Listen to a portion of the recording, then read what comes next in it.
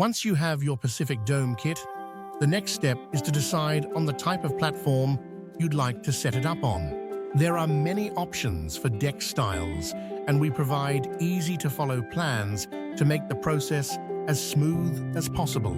While most of our clients enjoy the experience of building their own decks, some prefer to bring in an expert, like Elias. Elias has been building decks for our clients at Pacific Domes for over 20 years, and he's deeply connected to the world of domes. In fact, he was born in the first dome, Asher, the founder of Pacific Domes, built in 1979. Growing up surrounded by domes, Elias has acquired an unmatched level of expertise and has built more domes than anyone on Earth.